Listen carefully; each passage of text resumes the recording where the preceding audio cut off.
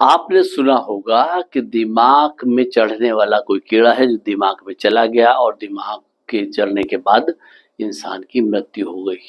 लेकिन सच्चाई ये है कि वो कीड़ा क्या है, वो एक अमीबा है जिसे हम कीड़ा बोल रहे हैं, जिसका नाम है प्राथमिक अमीबिक मेनिगोनसेफेलाइटिस यानी कि पाम मस्तिष्क खाने वाला अमीबा। नेग्लेरियासिस जिसको बोला जाता है यानी कि नेग्लेरिया फाउलेरी नाम का ये कीड़ा है। तो ये है खास बात, उस कीड़े का पता चल चुका है जो हमारे इंसानी जीवन को मारता है। हालांकि उसकी संख्या बहुत कम है। चलिए उसके बारे में जानकारी लेते हैं। नेग्लेरिया फाउलरी को दिमाग खाने वाला अमीबा कीड़ा कहा जाता है। नेग्लेरिया फाउलरी का अमीबॉइड का रूप यानी कि 15 से 30 माइक्रोन लंबा होता है और ग्राम नेगेटिव बैक्टीरिया पर निर्भर करता है। ये कीटाणु गर्म तापमान पसंद करता है और झील, नदियों के गुनगुने पानी, तालाब, स्विमिंग पूल, नल आदि के मिट्टी में पाए जाते हैं।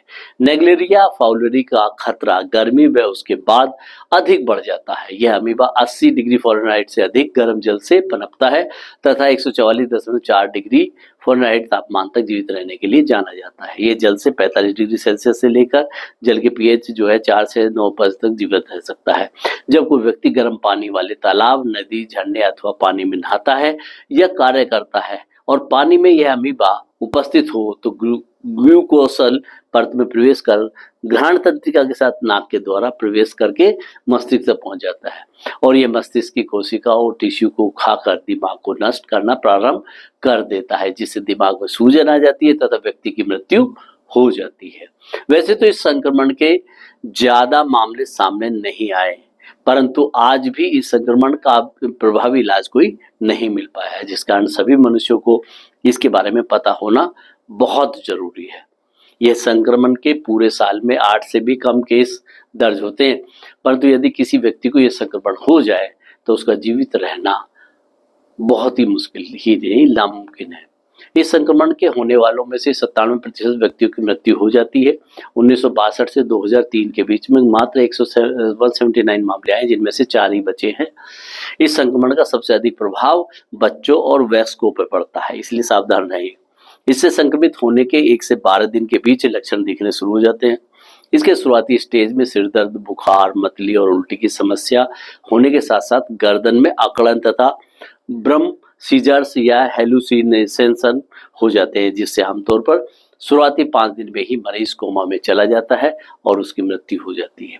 कोई प्रभावी इलाज न होने के कारण एम्फोटेरिएशन बी, ऑक्सीथोरमोन, रिफॉर्म्स और कई सारी अन्य दवाएं हैं जिनके कॉम्बिनेशन से मरीजों का इलाज किया जाता है।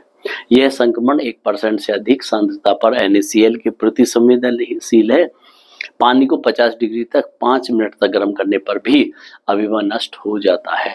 इससे बचने के लिए पानी में कूदते या गोता लगाते समय नाक बंद रखें, बाहरी गर्म पानी का उपयोग कम से कम करें तथा गर्म पानी के झरने के नीचे सर न डालें। ये भी खास बात है। तो बड़े खुश होकर जो लोग गर्म पानी में जाके नहाते हैं और झरने के नीचे जो है पूरा डूब जाते हैं, तो ध्यान रखें कि उसके नीचे सर न डालें, क्योंकि अगर सर गया तो नाक के माध्यम से उस परत में से होकर वो मस्तिष्क में पहुंच जाएंगे। इसलिए सावधान रहने की जरूरत है यही, क्योंकि जागरूकता ही इसका बचाव है। धन्यवाद और नमस्कार।